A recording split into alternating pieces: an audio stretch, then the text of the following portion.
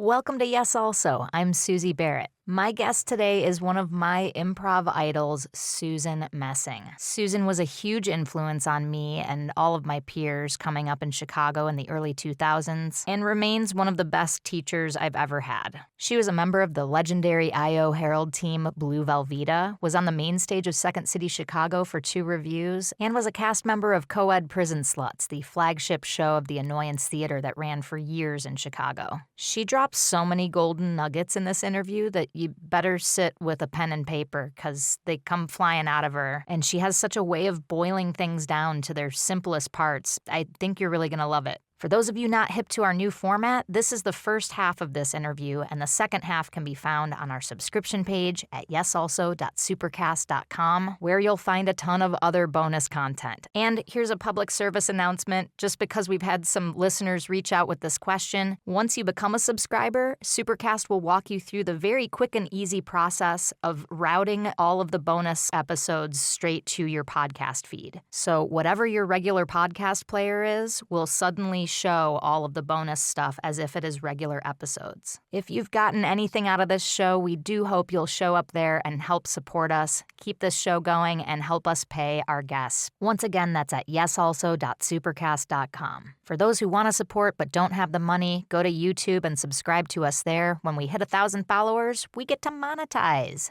Okay, and one last thing. As always, this podcast is uncensored, and those of you who know Susan know that her vocabulary isn't exactly for the NPR crowd. So if you're playing this near sensitive ears, put some headphones on. And with that, get ready to be swept away by the avalanche of wisdom that is Susan Messing. Susan Messing, the one and only. Welcome and thank you for being here. Oh, Susie B, it's such an honor. I have no idea what you're going to ask me. Good luck with that. A lot of questions about history and archaeology and science, so I hope you studied. I will make up everything. Of course. How did you arrive at improv? Did improv find you? Did you seek it out? Were you always funny? What happened? My dad was very funny until I think that his comedy later in life became cruel. I think when there's that turn, then you stop admiring that part of, your parents. But I will say, I mean, had my father lived, I would be worried that he'd be a Trumper by now. So I'm kind of grateful he died many years ago. Great guy until, again, a little bit of cruelty, not towards me, but I kind of realized, ooh, evolution comes to some and not to all. So Yeah. I think he would have hardened up. A weird place to start, though, because I always knew that was one way to his heart, is kind of being funny. Hmm. So I don't know if I was naturally funny or genetically funny. I don't know. I mean, I don't even think I'm funny. I, off stage, I'm just stare at the wall. I mean, I Is that wish. true? Yeah. Are you like an introvert off stage or like a pensive person? I discovered I was an introvert when my second husband, Michael, not the one who's dead to me, the one who's dead, uh, was sick. That was 2.5 years of taking Mm, care of Michael. And mm, then after he died, there was an international pandemic. So I had already sort of isolated myself taking care of him, and I only worked when he was feeling well. And I really discovered how much I enjoyed it. So I certainly have all the energy in the world to teach or to be on stage. And then afterwards, I feel perfectly fine going into a nook, yeah, Yeah. yeah. I'm so sorry that that Oh, happened. I didn't know that chapter of your story. I'm so sorry to hear that. oh, thank you. Michael, my second husband, Michael McCarthy, had a glioblastoma in his spinal cord, which Mm, is kind of like a really bad tumor in a horrible place. yeah. So honestly, for the 2.5 years we were able to keep him alive, um, we dealt more with spinal cord injury than we ever really dealt with cancer. I feel like we dealt with cancer every 2 weeks, and I feel like we dealt with spinal cord every day. So we had Yeah. lifts all over the house, and really the goal was for me at least, was to help him feel like a real boy, because this was a guy who was getting he got a black belt in Taekwondo at age 53, and now all of a sudden he's profoundly disabled. Yeah. So, Wow. so that was a lot, but then again, I don't think it was a lot at the time. I guess it's my mom always said, the Catholics, it's so great that the Catholics say that God never gives you anything more than you can handle. Yeah, Uh, I think that I'm was cross-stitched and hanging on my mom's wall at one point during my Yeah, childhood. yeah. Yeah. I also believe that suffering is optional, but God bless. So Yeah.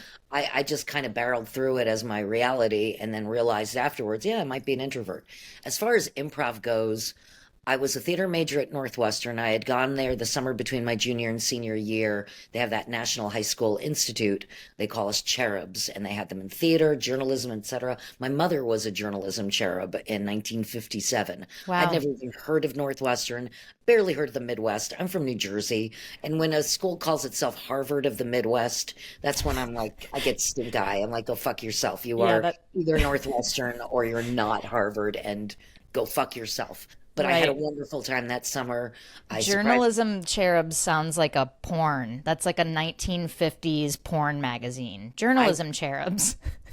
yeah, I think at this point now, they're teaching kids in Finland. They teach kids in these classes about how to discern between real and fake news. And I think our journalists need to do the same damn thing. I Yeah, think no all kidding. children should at this point. Good, good, Wow. good job, Finland. Yeah, Uh, no kidding. yeah, I think Uh, they have the second highest suicide rate. But beyond that, good job, Finland. the Uh, ones who live are the front lines of our information defense. That's Yeah. right, Susie. But anyway, so I went Okay, to yeah. Northwestern and I was a theater major. And thankfully, even though it was a conservatory feel, they couldn't kick you out because of a lack of talent. And that's what I discovered that I had. I had all the tenacity in the world, but I was a terrible actor. And they don't make you a better actor. It's more like they encourage you to do those things that they discover you're already good at. So, Mm. for example, if I was doing crew and I was taking an asbestos covered light, unit down from the ceiling, they'd be like, "Oh, you're doing a great job with that asbestos cover," that kind of thing. Like, Yeah. you sew that thing, good sewing. Boy, But you sure would be good at shoveling my driveway at my house. Why don't yes, you do ma'am. that for an A? And I've got a gypsy you can meet because they work on driveways. So let's put it all together. So thankfully, when I was there, I discovered something. My sophomore year, I auditioned for the Meow Show, which is their comedy show. Yeah. And I didn't get in. And I auditioned for a man named Dan Patterson, who ended up becoming the producer of a show called Whose Line Is It Anyway? Wow. Yeah, this English dude who didn't think I was funny enough. Whatevs. So my You know junior what? year, Up his. Up God, his. God bless. Maybe I don't audition well for short form. Who cares? I really don't care. It My turned friends out were all okay. funny. My friends were brilliant actors, and thankfully, they still loved me even though I sucked. Um, I mean, I got cast at Northwestern, but it was the kind of parts that nobody could do, including me. But they're like, leave messing in a corner. She'll chew on a dry biscuit and rip out her hair in large tufts trying to figure it out. And I tried. It was trying to watch, but I tried. And then my junior year, I auditioned for something called The Herald. It was at a place called Cross Currents. Is And this in Chicago in the city? uh-huh. Okay. Okay. I escaped campus to go do this thing. It Hmm. was run by this woman named Sharna Halpern and uh Anne Halliday and I think who else? Jessica Hughes and Colbert and a bunch of other people made this team. I did not make the team. Mm. When I graduated Northwestern, I remembered this dumbass place called Improv Olympic, and I thought maybe I'll take a class there, and fell into this. I mean, I realized very quickly that even though it was incredibly difficult for me, and I went home crying every night, and Sharna will tell you that I was a pussy, and I'll tell her that she's a cunt, and we have said this on stage. Two people, a lot of people, both of us laughing so hard, we're like weeping. I'm like, "You're a cunt," and she's like, "You're a pussy," and I'm like, okay. But it also taught me how to be a better teacher because I don't think you should be a cunt to people. That's all. That's just me. No, Anyways, yeah, you and I yeah, are aligned on that. Yeah. big fan, right? Yeah. So, and again, I say this as her friend, that I will say this to her face. This is not an issue for us. Um, but that's in retrospect. And I knew I could crack this code. I knew one day I could do it. And then I ended up on a team she was so willing to take apart so quickly that she didn't even give it a name. It was just the D team. It was the A, B, C, and D team. And we gave ourselves a name called Blue Velveeta. And Uh-huh. we had a terrible coach, but a guy named Mick Napier. And What we lacked in talent, we made up for in tenacity, and we insisted on being a team. And after that, I mean, improv didn't lead you to anywhere really at the time. Yeah. I mean, my goals were so small. They were like, please don't kick me off stage. It Yeah. really was that stupid. So I feel like in some ways I created my fate, and in other ways something would happen. And I'd be like, I don't know. I'm just going to say yes to this and see what happens. Yeah. So sometimes I do something with a thesis and then I fulfill it, but most of the time I just do something and discover where it takes me. And that's kind of also the way I am on stage. It's not vomit a thesis and fuck it till it's dead. There's certain Right. schools of thought that that's what you do, and I think that's great for them. I know a lot of friends who need that kind of guidelines, but I'd rather put people in a world and see what the fuck happens. And that's sort of what happened in my life. Yeah. Good, bad, and ugly. No, I love that. I love the overlap between your stage way of being and your life way of being. Yeah. When you said you were in classes at the time, was it Improv Olympia at the It time, was the Improv Olympic, or and Olympic? it's Okay. sued by the Olympic Committee because they have nothing better to do than to Right. target tiny businesses, including dry cleaners and diners, Right. uh, and take away their names. Uh, Because God forbid I show up thinking I'm gonna see a javelin competition at a Whoa, dry cleaner. whoa! Yeah. It was like hoping. I started classes thinking I'm shot, but you know what I mean? Right. Yeah, Put me in, coach.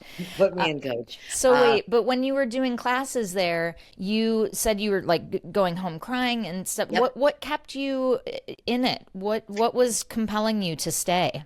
There was a little voice in my head that said I knew I could do this one day. And what happened was is one day I was in the bathroom during a break. We were doing musical improv. And I don't do it now, but at the time, musical improv was like it's like breathing to me. I made up shit in my tub all the time. So I was killing it in class. And Sharna came up to me during the break and she said, I'm going to be really hard on you because one day you're going to be invaluable to me. Cut to 38 years later, kill yourself. Yeah. So, That is I the mean, perfect Sharna quote. It lassos both the severity and the need. Like I can get something out of you, so I'm gonna really ride you. Yeah. there's a lot of complicated history with that. And again, years later, Sharna would go to me and you can ask her. Sharna would say things like, I was going to really rip a new asshole to someone, but I thought I'd talk to you first, so you talked me down. So there are times where she's been really rude, and I've kind of given her a different way to approach it because I think that my job is to speak in ways that people will listen, not Yeah. just because I have something to say and I'm right. I'm never right. It's all of this shit from start to finish is only my opinion. And if I crack a code, I'm going to share it with you as fast as possible. And even then, it worked for me. Maybe it'll work for you, as opposed to this is right and this is the way you do it. You didn't like the kid in school who like made believe with you, but in a way that you had to make like you were the prince and you have to say Yeah. this and now I have to have a rose on the birthday cake and the only reason you're friends is because both your moms went to Smith. Fuck you. Like Yeah. it's just not my gig. So again, when you kind of give people self permission, it's not like that Mick taught me as much as I looked at him and I went, you're affirming me. Same thing with Dell. Dell taught me little to nothing in terms of the work itself. Um, but he went to Sharna and he said, that girl you ate, and she's doing a great monologue in class today. You know what I mean? Like, and Yeah. then all of a sudden Sharna's like, oh fuck, somebody else likes her. I can't just do this blanket statement of hating her until I choose to respect her. And even then, it's about self-respect. If I'm having fun on stage, it's probably pretty fun to watch. And if I'm in hell, you're going to see it and then you're going to go, I can't watch this. Right. And if you're just filling in the paint by numbers that someone else has prescribed, then all the joy of discovery and your own personal whimsy and magic has been evaporated or forced from you from you. I mean, I watched Keith Johnstone teach in Paris once, Hmm. and it was almost impossible to watch. I wanted to completely respect him and his life. Two people started a scene. Thankfully, I was just watching it because there's no fucking reason. I felt like being, I think I'll be humiliated in Paris today. And watched him. Two people initiated a scene. He stopped and went, no, this is a bad scene. Start again. And I'm like, really? Really? Huh. I always thought commitment and recommitment pulled out comedy instead of you deciding what's good, bad, or funny. Go fuck off. Right. Unfortunately, he's dead. And if I die and there is such a thing as heaven or hell, he's going to be right there meeting me going, you had judgment. Do it again. I'm like, Do it okay, again. do it Yeah. again. Do your life over again. Be Yeah. happy to, fucker. Um, there's a great movie in that, like guardian angels that are improvisers. Like, how would they? And they're like, I don't know. I think you're doing like true improvisers, being like, and here's what happens if you don't live. Yeah, it still turns out well. Every way is good. There's a discovery everywhere. An initiation is the beginning. I can't even tell you. There are times where I'll come off stage and I'll go like, "You guys, there was like a lean cuisine in every scene, and every Hmm. like because I'm delighted with it." And everybody will turn to me going, "You, you said that," and I'm like, "I know it's magic, right? Like, do you know what I mean? Like, Yeah. I don't even realize that I'm placing it, even though I know I'm placing it. But if everything is right, why not be more right? Hmm. I don't know. That's a simple thesis, but it's changed me and now I don't have to rely on other people to make me whole. I'm going to have fun no matter what.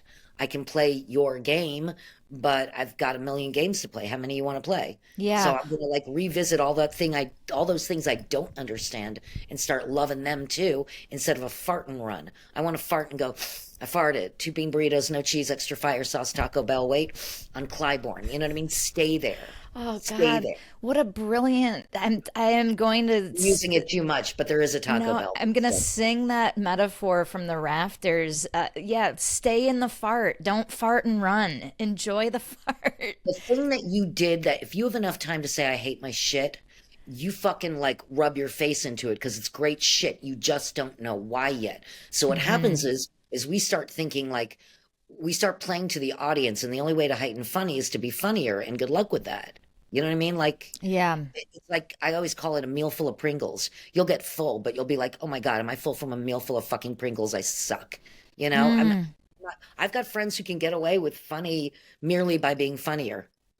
And God bless them. I can't do it, especially because I'm recognizing that in order to access comedy in this kind of comedy, in this medium, really it's coming from specificity instead of just funny shit. And you want to believe it. So Yeah. that's why all that I don't understand, I go back and fucking add specificity until I believe it. Do you have a dog? Yeah. He's someone What kind of walked by dog? a window. So he's a mutt. He looks like a Muppet. He's like half Bichon, half Schnauzer. He has Parson Fancy Russell Terrier. boy. Street boy, but I did one of those DNA tests to like crack the code. I was like, Yeah, "What you are did. you?" We digress. The Pringles Is it analogy. really? This is the whole fucking thing is ultimately this podcast is a Kugel.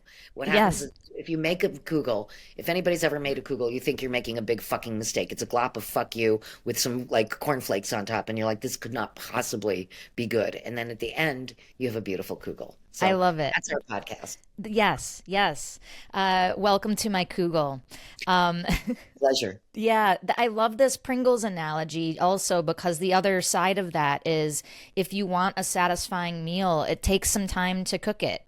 Like you got to sit in there and the best meals are made with love. They always say that's like why grandma's cooking is better. Like she's doing it out of the Yeah. care and the love rather than just putting something out quickly or doing what, yeah, grab and Well, go snack. Yeah. you even think about that kind of archaic who, what, where thing. What do you say? I am your mother, and we live in Chicago, and this is, I mean, my treehouse, and why do you keep doing that thing? You've never demonstrated any characteristics of having done it before. Like, I'd rather do something, make a discovery, and I can't wait to see how, I mean, that means the audience is doing it with me.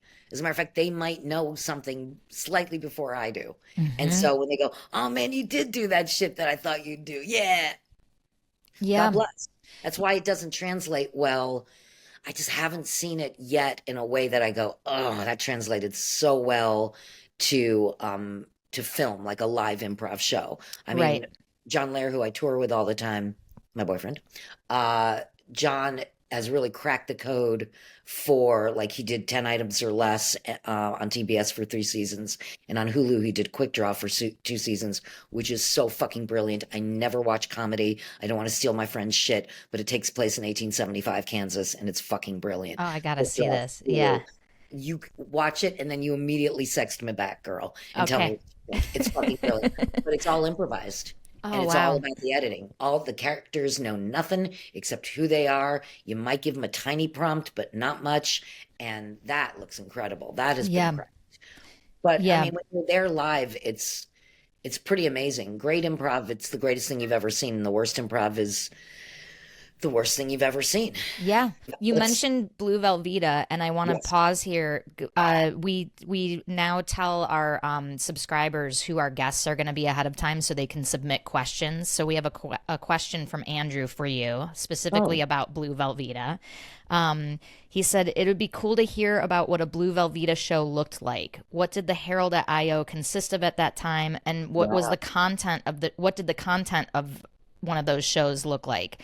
Did they lean on themes? Did they lean chaotic or more controlled? What was the character of the team? Oh my goodness. What a great fucking question. Right? Blue Velveeta, the Herald at the time was still pretty archaic. Um, when we first started, there was like a series of games that you could play, like Hotspot. Like they were now, if you look at them, they're like short form games that you'd stick inside the time dashes. Hotspot, slideshow, weird things like that.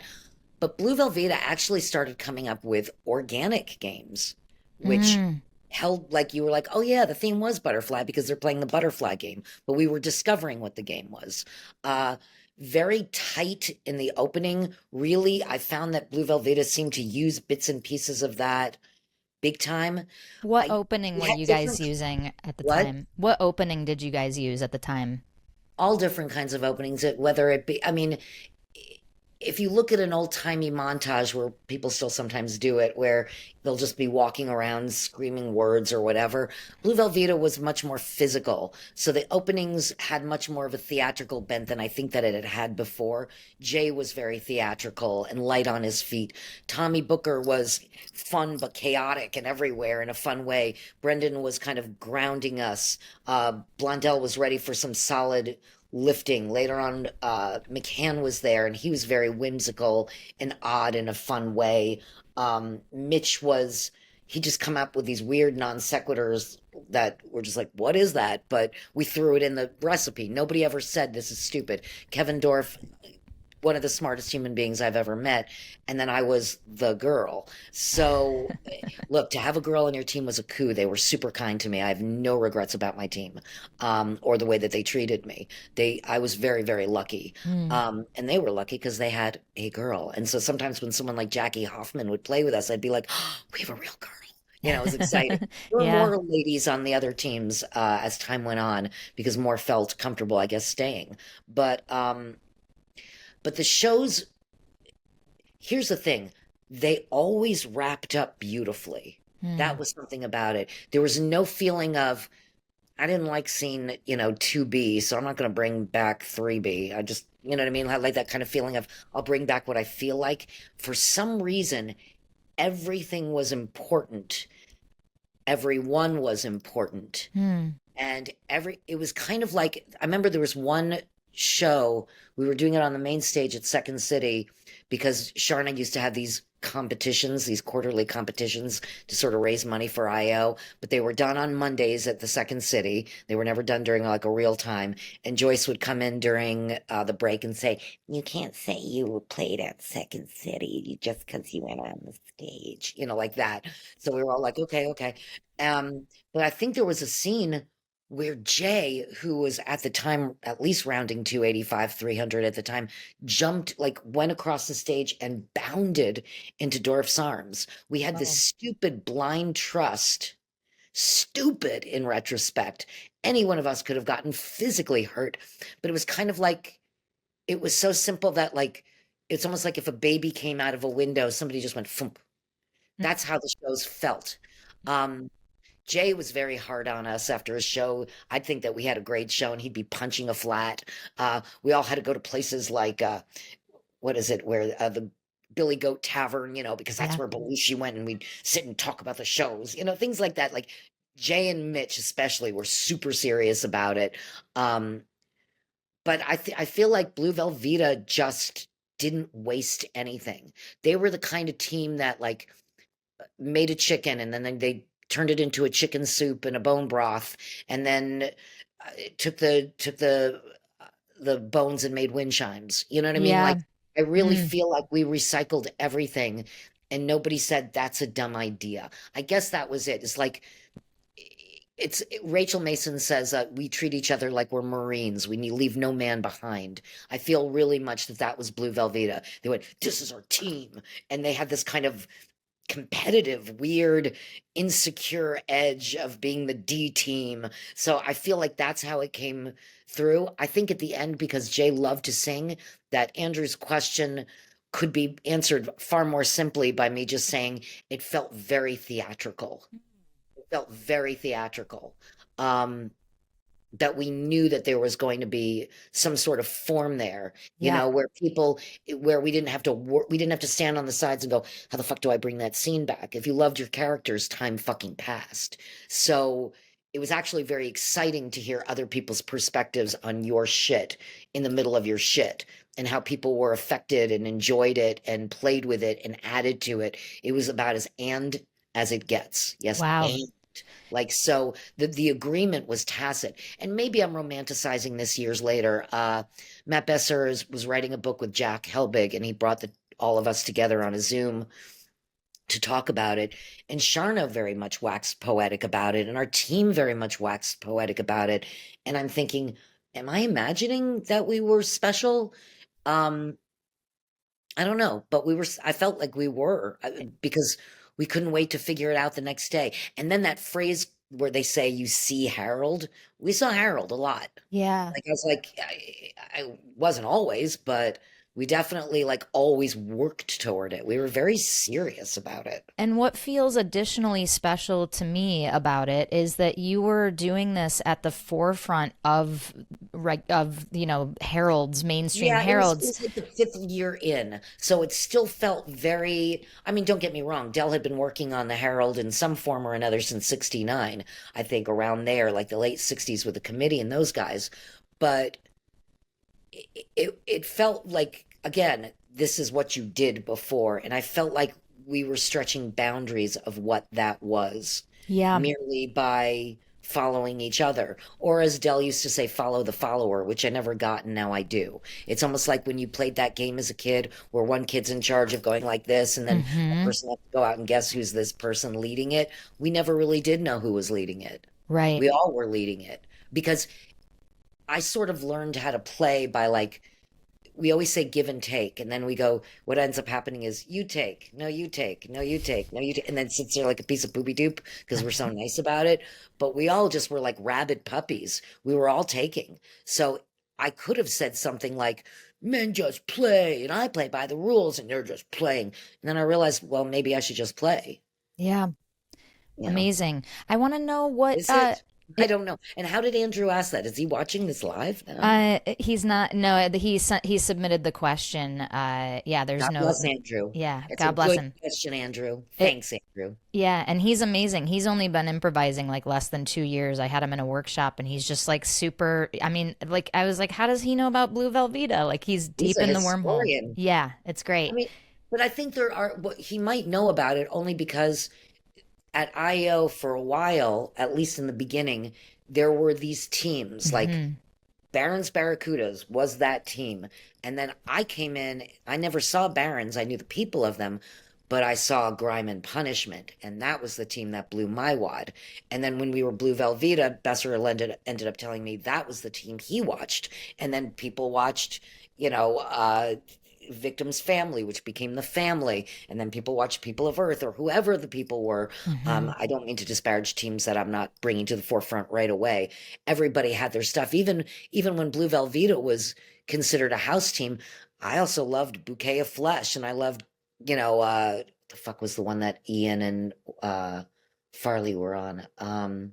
Fish Stick. I mean, I watched, Tequila Mockingbird. They were the A team, so we like we all wanted each other to succeed, but Yeah. really at the same time, we were also like doing a Herald on a Wednesday night and then going to score shrooms in Madison. We didn't even care about the Dead concert. We were scoring shrooms right afterwards and then staying up all night and laughing. Yeah. So it was a lifestyle as much as it was a Herald. And that's why I say to teams, don't go out and, just score shrooms or whatever, but definitely hang out together because you're going to like each other a lot more. That to me gets as much trust on stage as I've played with Susie for 5 years and she's the only one I trust. Right. Yeah, yeah, really sewing into that group mind and getting used to each other as people as well. And But even group mind is such a fucking misnomer. It's like everybody's like, God, I hope we achieve group mind. I'm like, match the predominant energy, asshole. That's it for me. Why, yeah. why, why do we hope for anything? You know what I mean? Yeah. Place yourself and trust that it's right. And then Mm. the other people fucking like get off your flat ass. You don't have time to go, is this good? Do that when you're writing sketch. Yeah.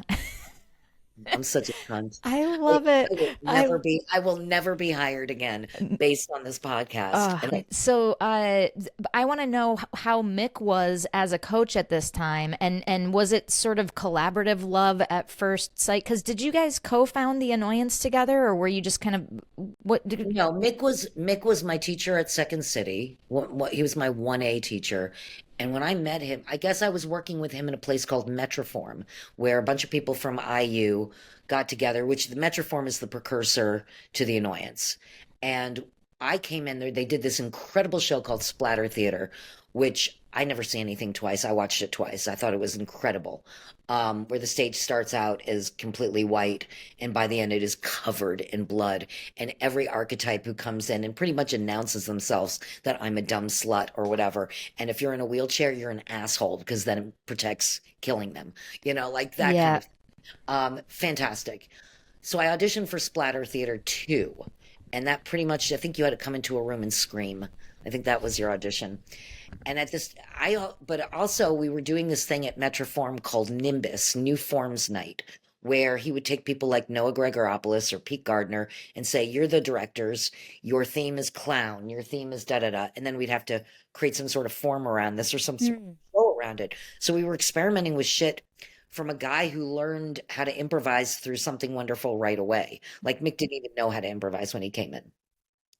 And then we were doing Splatter 2. I guess IO was happening at the same time because I started in 1980, the fall of 1986. So when the D team had a coach, Mick was our coach. So that and the formation of the Annoyance sort of happened simultaneously because I remember we were rehearsing on the Splatter Theater original set. We did Splatter 2. Splatter 2 was horrible, not because the show was awful, but because the woman who was taking our rent was sticking it up her nose. We lost our belongings.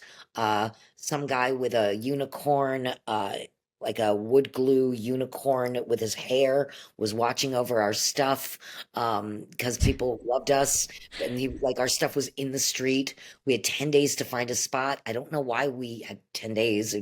We did. We literally found the money and opened up what ended up becoming the Annoyance with our flagship show at this point was called Co-ed Prison Sluts, which we Yes. were doing at Cotton Chicago or yeah. Anyway, so Mick was simultaneously coaching Blue Velveeta, and there was something about Mick's view of comedy that just got me. That was different. It was perverse in the sense of being twisted, and it just made complete sense to me. That's what, for some reason, made me laugh. And I'm not saying that what we did then would absolutely be protected now because it wouldn't be, because what seems fun and delightful at the time is now looks ugly and whatever, and we play smarter. But the point being is at the time I was like, that is what appeals to me. So when Blue Velveeta said to me, because Tommy Booker and I would have to leave to do Co-ed Prison Sluts, so he said, could the whole team play together beforehand? They were like, no, it's more important for us to go up last because we're the headliner. So I went, okay, I'm gonna go where, and then they told me that I had to choose where I was gonna go. I had to make a choice, and I was like, I'm gonna go where they don't make me choose. So that was the Annoyance because I felt like if I played well in all the theaters, that would only reflect well in whatever theater I was in. Right. And ultimately, I think I might have been one of the first people to be doing all three theaters at once. Wow. Um, I owe Second City and the Annoyance because I was like, mm. But I mean, but when I only did each theater one at a time, I will say I went home crying every night. When I did all three theaters, I stopped crying because I Wow. think I stopped getting interested in politics and the bullshit. I stopped looking to my right or to my left saying that's not fair. Because yeah, you're right, it's not fair. Who cares? Like, recommit. Your Right. path is your path. So that was a great life lesson for me. Mick also gave me sort of a hard, I think he just didn't want me getting kicked out of places. So he gave me hard notes that sometimes I felt didn't even apply to me. But one day he said to me, your job is not to defend or justify or deflect. Your job is to listen. So I Hmm. just kind of went, okay, I guess this is my path right now. Did he mean that in terms of your characters on stage or Nope, your he meant it in terms demeanor? of my attitude and the way I was in rehearsal. Hmm. I couldn't wait to contribute. And Mick is very good about letting people contribute. Does anybody have a suggestion? We all can raise our hands. And at one point he goes, done. I have to make this shit coalesce and look like a kugel. Yeah. So God bless and Godspeed. No, but he gave me some real hard notes on when I was on main stage at Second City. And in retrospect, I'm like, got it. You know, he put his ass on the line by bringing me onto main stage. I didn't fucking do Torco. I didn't do any of that shit. I went through the training center. I was a friend of Second City, but I wasn't in Second City. And all of a Right. sudden, I'm on stage. That's So yeah, incredible. What well, was yeah, okay. yes, yes, and no. Only because Uh, I feel like Second City did take a big risk on me, and as a matter of fact, even that they gave that to me was lovely, but there was a price for it. They censored mm, me first show. They told me you go blue with the Annoyance and cunty titty. I don't know what the fuck that means. Whatever. They said you have to make sure, they're tour buses. We do social and political satire. We don't do this kind of stuff. So we're going to make sure you don't get to go blue your first show. And I went, okay. So what I thought to myself was just flex other muscles as an improviser. Sure, I can play smarter and different, and that's you have to protect content. I no worries there. And I knew Mick would work very, very hard making sure that happened anyway. But I definitely had a mark on my back. And interestingly enough, I mean, what I would compromise at age 34 to be on main stage would compromise me at age 61. So I would never do that again. I mean, I think it would be assumed that if you trusted and respected me enough as a performer, that I wouldn't come and take a shit on your stage. right. So Yeah, that's and where I am now. yeah, and you're already trusting Mick to direct these shows and shepherd people, and he's got the pottiest mouth on the planet, and He he's does, but annoyance he's and very much about protecting content. When he was at sure. Second City, his mind was on social and political satire, and frankly, a lot less political than social satire. If he championed a scene, he like one scene, he would go all in. The first show I did, that would be the casserole scene, and the second show I did, it would be the math scene. He like really like was like, this is not protected yet. I got to figure out. Like it was constant unraveling Hmm. to make because he said if you want to alienate your audience you might as well stand at the lip of the stage and say fuck you, fuck you, fuck you until people leave. That was one of the most important lessons I ever learned from Mick, was watching him create a space where people could do and people could watch. Like even the casserole scene, we all thought it was hysterical and the wait staff was going, not funny, not okay. It's about domestic violence. Hmm. And he was like, how the fuck do we protect that? And we came up with kind of a device that sort of cascaded into sort of a dreamlike sequence that seemed to protect the uglier things. Can you give us a like just a thumbnail sketch of what Yeah, the the sketch is? casserole was it was basically this. I don't know if it was Tammy or Stephanie who came in and said, I think it was Tammy who came in and said, wouldn't it be funny if we just beat the shit out of Susan in a scene? I mean, she might have just been frustrated, but I thought, I'm so stupid. I went, that'd be hysterical. So I had a husband named Mick who was definitely abusing me, and I was so reticent about listening to my friends about this abuse. They got so frustrated they started beating the shit out of me. And the wait staff was like, not okay. Hmm. And we're like, got it. And we figured out a way for all three of us to have these little fantasies. And in one of the fantasies, they beat the living shit out of me because they're so frustrated with me, and she has permission to do it because she's so frustrated with me, and I'm so willfully obtuse. Uh, Casserole is a really interesting scene, but it went through a lot to get to a place. I believe it to be one of those kind of classic scenes where you're like, oof, this says a lot. This packs a punch. Yeah. You describing it, I'm like, oh, I remember seeing this because you guys were the cast when I arrived in Chicago. So Oh, you guys wow. were like my pinnacle of what I was looking up to. And Yeah, reach higher. I mean, Steph and Tammy are fucking great, but reach higher. yeah, and it's this is like jogging a memory, but I have Swiss cheese brain. I blame years in Amsterdam. Here's in Amsterdam and COVID. Long COVID. I have COVID brain. And then there's Tesla batteries burning in your city. It's So so what a world. What mm, were the other two dream sequences in that? So there's one where they fantasize about beating the shit about out of beating the you. shit out of me. One where I think mine is life is perfect. And I think the third one, Tammy is in love with Stephanie.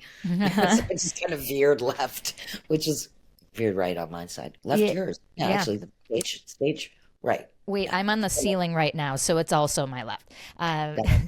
Good job. Yeah, but yeah. So what's protecting it is kind of cushioning it between that it's a fantasy and not that they're actually literally beating you, and then also that there's other kind of goofy, jokey Some of it's fantasies to. goofy and some of it is just when you look at maybe my section, and I might be wrong here, but I think my section was like everything's great and life is good. Um, I think you sit back as the audience and go, oh, poor woman. She has no concept. So, I mean, look, if I smell it, touch it, taste it, feel it, the audience does too. You know what I mean? Mhm. Like, if I'm fully, that's what being in the moment means to me. And to have that little space for reflection or to go afterwards, oh my God, my cousin Estelle is just like this. She spent her whole marriage this way. It's not, this is funny. Like, there was a richness in the work, and I don't know, I haven't been to Second City in a long, long time, and I'm sorry, but there's a richness in the work that and a weightiness to it that feels like it stands the test of time, especially because looking back, it's as present now. So Yeah, I mean, so many of those sketches like ring in my brain, and so many like very challenging jokes, but that worked and killed and still feel funny. But it's like, whoa, was that it was on the rough, edge, you know? but there are also certain things that like there's that America scene where we're all like sort of stereotypes of different ethnicities passing by the Statue of Liberty that I look at and I'm like, oh no, I would never do that scene again. Hmm. Sorry, it's not Yeah. protected. What and why the fuck was it okay then? I don't know. But something in that seemed okay. You know, when you see a bunch of bros on podcasts saying, we can't say what we want now, or yeah, you can say what we've always wanted to say, but that's horrible. I'm kind of going, I don't know, assholes. Can you play smarter? Do you have to punch down? Really? Right. I don't know. We've always punched up to power. I don't know when that fucker changed or when it became funny. I have a stand-up friend or a stand-up friend from England who's playing in Austin and recently called me utterly despondent. I'm thinking Austin, a progressive great city. She went up second in the lineup. They seemed to like her very much. For this person was the fourth one in the lineup, and he just kept making jokes about people who are mentally disabled, including Oh, physically, and N-word and the R word. And I'm going, and she was so despondent. And I said, I understand that this guy has like 500K followers, and you don't want to say anything because if you do about him, you will feel like you are attacked because you will be. I said, all we can do is, I said, I don't care if you're in your 40s. This is your day this is your lesson today. Like, how do we navigate space and play smarter and yeah. funnier? Yeah. Uh, Because a lot of people can do that. right. It's And cheap.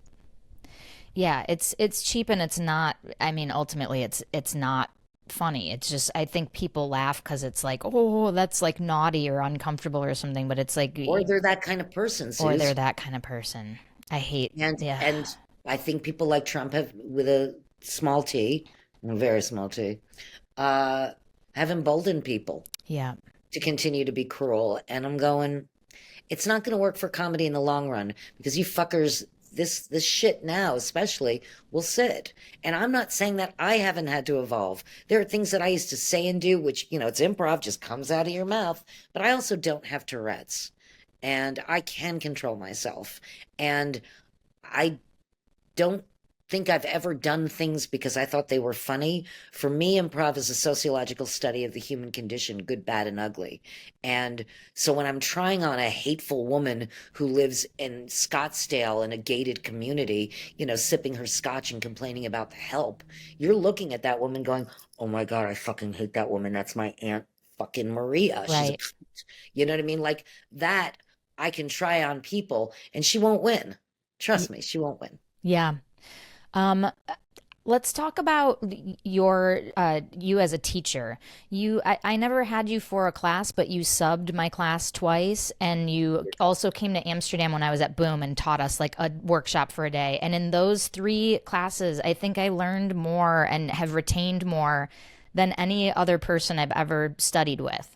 And Oh, Susie, I'm not just shitting in the breeze. It makes me happy. I quote you to my students, and I'm Aw. constantly, one of the nuggets that you gave us in, you subbed my level 3 class at IO, and you said, like, when I want to switch up my energy on stage, I wear a different pair of shoes that night.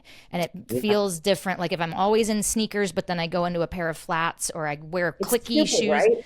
but It's it such a works. stupid thing. But Yeah. those little stupid, sometimes I got big shit and sometimes I got little shit. I realized, oh, I was always like girling it up because I was the girl, or I was always like playing like what the fuck? Like, uh, look, we are so I feel like we're so typed as actors.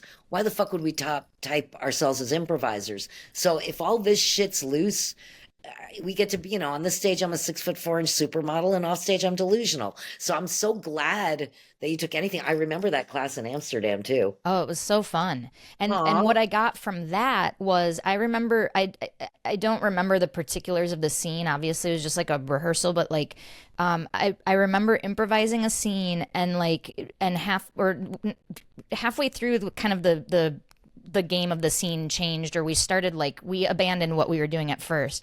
And I remember you at the end being like, you had it. And I was like, what? You were like, wasn't that so fun in the beginning? And like, why'd you drop all that stuff and leave it? As soon as you guys got out of the bed, you left everything in the bed Oh, and you you did. moved on to another area of the room, and the scene went away. Like, why'd you leave it in the bed?